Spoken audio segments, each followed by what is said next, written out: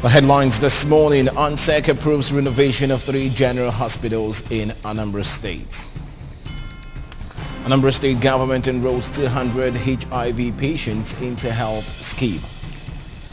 Federal government approves mother tongue as compulsory medium of instruction in primary schools.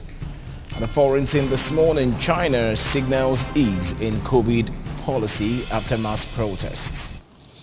Before the news in detail, here is a special message. Governor Chukwuma Soludo has come for a total turnaround maintenance of the Anambra State economy and promotion of core Igbo values. Let's give him maximum support for the task ahead. Good morning and welcome to the news. I am Ebere Ugonna. The healthcare sector got a boost recently as the Anambra State Executive Council ANSEC approved the joint memo presented by the Commissioner for Health, Dr. Afam Obidike, and that of Housing, Honorable Polly Onyeka, to renovate 3 general hospitals in Ekwulobia, Enugu, and Umweri. This is contained in a press release signed by the Commissioner for Information, Mr. Paul Mosu. The contract covers the construction of male and female wards, GOPDs, and the renovation of many other major facilities within the general hospitals. The release noted that the contract for the renovation of General Hospital Ekwulobia, Agwata local government area, was awarded to Harriest Millennium Estate Nigeria Limited at the contract sum of 290,553,125 naira 66 kobo, and the completion period is 4 months. It also said that the one for Enugu General Hospital in Jikoka local government area was awarded to Chisu Ventures Nigeria Limited at a contract sum of 305,928,421 naira 31 kobo. The completion period is 4 months. According to the release, the contract of the renovation of General Hospital, Umweri Anambra East local government area West, went to Bid Engineering Limited at a contract sum of 395,482,391 naira 4 kobo, and the completion period is 4 months. The release further stated that the contractors will be mobilized with 30% advance payments, which must be covered by an APG from a reputable commercial bank. Anambra State Commissioner for Health, Dr. Afam Obidike, says the state government has enrolled 200 persons living with HIV into the Anambra State Health Insurance Scheme.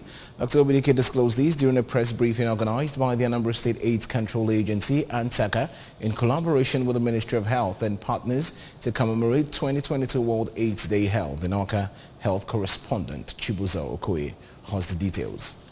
According to Dr. Obidike, Anambra is one of the states in Nigeria with a very high prevalence of HIV/AIDS, and the high prevalence indicates that more people in the state are being tested on a daily basis. Dr. Obidike said that the ministry, in collaboration with their implementing partners, have set up 2 community teams per local government area in the state that conduct free HIV testing and counseling in communities, churches, and markets across the state, and that they have taken the HIV prevention and counseling to higher institutions of learning, National Youth Service Corps Camp, among others. He revealed that the Anambra State government has increased the HIV treatment sites in the state from 104 to 1,017 in the last 8 months. Dr. Obidike maintained that in limiting some of the challenges faced by the people living with HIV/AIDS, the state government has enrolled 200 people living with HIV into the Anambra State Health Insurance Scheme. The Health Commissioner made it clear that in order to mark this year's event, they will set up multiple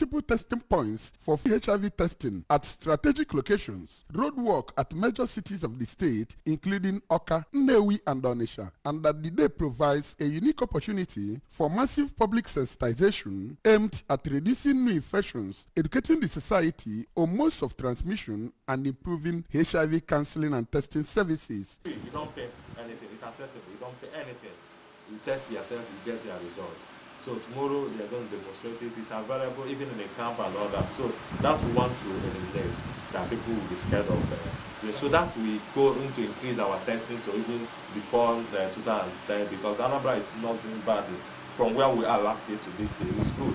We are having this number of people testing and we are having our number. So those present during the briefing were the Anambra State AIDS Control Coordinator, Dr. Afam Aneme, the Executive Director, Anambra State AIDS Control Agency, ANSACA, Mr. John Bosco Ementa, Dr. Adora Anosike of UNAIDS, among others. In Oka, this is Chibuzo Okoye for ABS News. The need for government at all levels, communities, civil society organizations, among others, to synergize to strengthen the Anambra State primary health care system has been stressed. This was the summation of speakers at a press briefing organized by AIDS, Tuberculosis and Malaria Network led by civil societies on malaria control, immunization and nutrition, and the Anambra State Ministry of Health, held in Awka. Health correspondent Chibuzo Okoye again has details. Speaking during the press briefing, the Anambra State Program Officer, Civil Society for Malaria Control, Immunization and Nutrition, Mr. Wisdom Jacob, said that the aim of the organization is to strengthen the primary healthcare system, which is the closest to the people in rural areas through community engagements. Mr. Jacob noted that the program, which has lasted about 1 month in Anambra, goes into the various communities, assess their primary healthcare centers, interview community members on how they receive medical services, identify gaps and challenges, use the information gathered to profile solutions by engaging both the government and community members in order to strengthen the healthcare system. So while we're doing this project, we are trying to build up those gaps, gaps identified so that accessing healthcare center can be very flexible and simple. And also, we are not just allowing the healthcare center to be the work of the government. We are now trying to mobilize the community and individuals within the community to see how we can build our healthcare centers to make it sustainable for our own use. So that's the essence of the project. The Anambra State Coordinator of Civil Societies for Malaria Control, Immunization and Nutrition, Ms. Chioma Okeke, represented by Mr. John Ibekwe, said that the gap identified during the monitoring of primary healthcare centers will be noted and prioritized, which will lead to more effective service delivery, improved accessibility, affordability, and investments by communities and governments at local and state levels for healthcare services. Similarly, routine malaria diagnosis and treatment access was disrupted. The implementation of the malaria indicator survey and the tuberculosis or malaria could be minimized by maintaining these core services. For the Anambra State Technical Specialist, Resilient Sustainable System for Health, Ms. Chizoba Mbanefo, representing the state coordinator, urged the Anambra to embrace members of the various groups each time they visit their communities in order to enhance the health indices of Anambra State, as enshrined by Governor Chukwuma Soludo's administration. We want the whole of Anambra State to know that there is a group that is going out there seeking for help for the communities. And we want to ask them that in the sense that when they come to you, Anambra is our home and there is nothing we cannot benefit from it. In their various species, the Anambra State Coordinator, Tuberculosis Network, Mrs. Ifeyiwa Unachuku, as well as the State Coordinator, Network of People Living with HIV/AIDS, Mrs. Gladys Ezembo, urged the Anambra to take ownership of the project towards improving the state's healthcare system, and equally urged the mass media to help them enlighten the citizenry about the activities of the group, which is currently ongoing in the state. The pilot stage of the project in Anambra kicked off with Anambra East, Awka South, Agwata, Dunukofia, and Nnewi South local government areas. In Awka, this is Chibuzo Okoye for ABS News. Anambra State government has commenced the training of 5,000 youths in different vocations of their choice to make them self-dependent. The Commissioner for Youth Development, Mr. Patrick Ahamba, disclosed this while defending the 2023 budget estimate of the ministry before the Anambra State House of Assembly Committee on Youth Development in Awka. House of Assembly correspondent Chukwemeka Modeling reports that Mr. Ahamba emphasized that Governor Chukwuma Soludo is committed to taking the youths out of the streets and engage them in meaningful ventures to safeguard their future. The Commissioner told the committee that the youths are undergoing training on the Igbo Apprenticeship Scheme, also known as Iba Boy, on metal fabrication, furniture making, aluminium fabrication, information communication technology, ICT, cosmetology, agro-livestock, across value chain, among others in their various council areas. According to him, the project tagged 1 Youth 2 Skills and aimed at taking Anambra State from consumption to productive economies designed to create thousands of millionaires every year. He further disclosed that the state government has budgeted 5.6 billion naira for youth empowerment in 2023 fiscal year and is using experts in the selected skills to train the youths. On a spot, the Chairman House of Assembly Committee on Youth, Honorable Noble Iwe, who described the program as a lofty project, called on youths to take advantage of the opportunities Governor Soludo placed at their disposal to achieve their potential and add value to the state. A former Minister for Women Affairs, Mrs. Josephine Anene, has called on Nigerians to give women opportunity to occupy prominent political positions for progress and equitable distribution of democracy dividends. Mrs. Anene, who is the national coordinator of 100 Women Lobby Group, made the call during a strategic meeting and summit for women in political parties on improving electoral integrity and accountability in Nigerian project. Correspondent Emmanuel Okonkwo tells us more. The event, which was organized by the Anambra State chapter of the 100 Women Lobby Group, attracted participants from across the state who were mainly women leaders in their communities or in political parties they belong. Mrs. Anene, who maintained that women are divinely blessed with unquantifiable wisdom in leadership, said that if Nigeria will learn to allow them occupy most of the major political positions in the country, that things would positively change. Speaking on women, inclusion in political leadership, a pathway to electing integrity and accountability, the former minister encouraged women to get involved in politics in order to take their rightful place in decision-making sphere in the country, and asked women that are already occupying political positions to change people's perception about women leadership through excellent performances. My advice to mothers is that they should please rein in their children. They are teenagers, they are young people, they are young sons that they still have influence and control over, to make sure that they are not bought to become political thugs. Addressing the gathering, the International Coordinator, Nigeria, United Nations Peace and Positive Living Awareness Center, Bishop Ozioma Ozemena, and the Executive Director, Catch Them Young Community Initiative, Mr. Nonso Orakwe, who is also the Southeast Convener, Vote Not Fight, advocated for a peaceful general elections next year, pointing out that gone are the days when elections are war, and reminded women, especially mothers, of the need to preach peace before, during and after the forthcoming elections. That 2023 general elections in Nigeria is a critical one. Everybody has to know this. It's such an election that could either make this country or mar this country. I are not taking chances. We are not playing at the gallery as far as this year's general elections are concerned.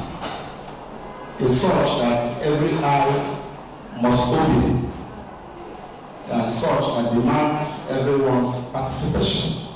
I need to promote good governance and democracy, especially as Otosi Basa in the youth.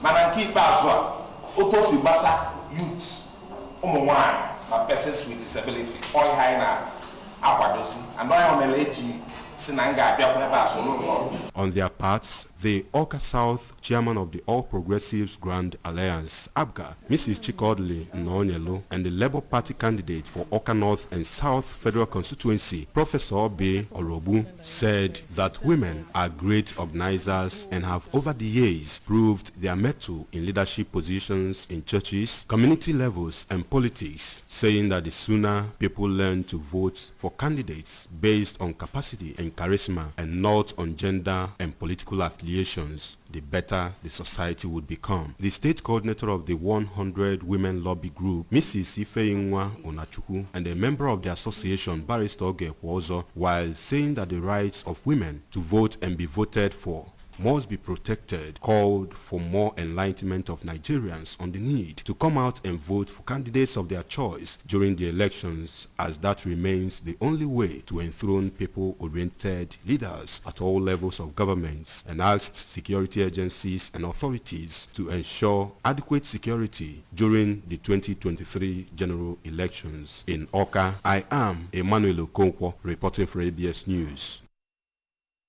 And moving on to all national stories now, the Federal Executive Council FEC, presided over by President Muhammadu Buhari, has approved the new national language policy which makes mother tongue a compulsory medium of instruction from primary 1 to 6. Minister of Education Adamu disclosed this while briefing State House correspondents yesterday. Though he acknowledged that government was aware the implementation would be challenging, he nevertheless revealed that for the first 6 years of education, mother tongue would be the only medium of instruction, and it would then be combined with English in junior secondary school. Mr. Adamu said even though the policy has officially taken effect, it can only be fully implemented when government develops instructional materials and qualified teachers are available. He said the mother tongue to be used in each school would be the dominant language spoken by the community where it is located. China has signaled a shift in its COVID stance as it moves to ease some virus restrictions despite high daily case numbers. Dozens of districts in Shanghai and Guizhou cities that has seen rise in cases were released from lockdown measures. The country's vice premier also announced that the country was facing a new situation. It comes as China is seeing mass protest against its zero COVID policy. The unrest was triggered by a fire in a high-rise block in the western Xinjiang region that killed 10 people last week. Many Chinese believe long-running COVID restrictions in the city contributed to the deaths, although the authorities deny this. And on sports news, the legendary Brazil star Pelé has reportedly been hospitalized in Sao Paulo with swelling all over his body. Pelé, who is reported to be currently undergoing treatment for metastatic cancer, was taken to Albert Einstein Hospital on Tuesday in an unscheduled visit by his wife, Marcia Akoy, and a caregiver. According to reports, Pelé's chemotherapy treatment on his cancer is no longer working, and he was also diagnosed with mental confusion. The 82-year-old football legend is set to undergo a series of tests for a further assessment of his health conditions. Tears and emotions flowed as late Mrs. Louisa Eze, the mother of a number of broadcasting service makeup artist, Miss Nena Eze, was buried at her husband's compound in Amokwe, Ubojungwo, Udi local government area of Enugu State. The deceased Nene Eze died suddenly at the age of 53 as she was survived by husband, children, nephews, nieces, and in-laws. Correspondent Emmanuel Chibata completes the report. Some family members and neighbors could not hold their emotions as they cried and wailed uncontrollably after the deceased body arrived home where she laid in state.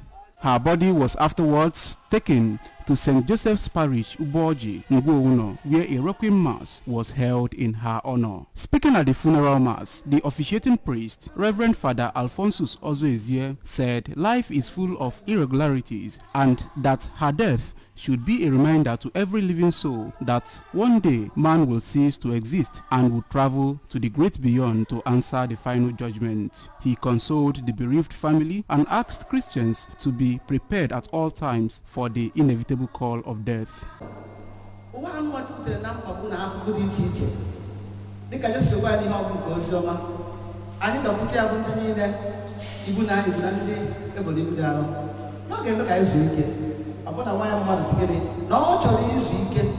To stay with his God.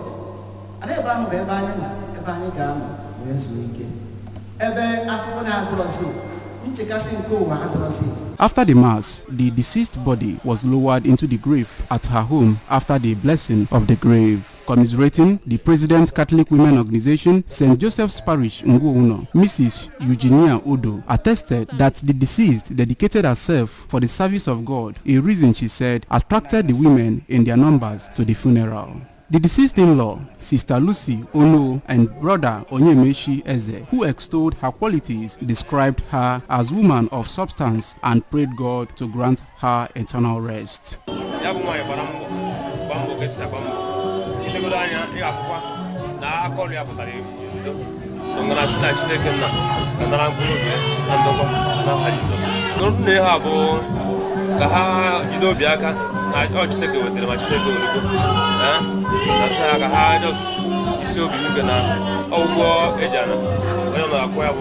Children of the deceased, Miss Nena and Mr. Evaristus Eze, said her death was shocking and a big blow to the family, adding that though she lived a good life, her vacuum is being felt by every member of the family, praying God to accept her soul in his bosom.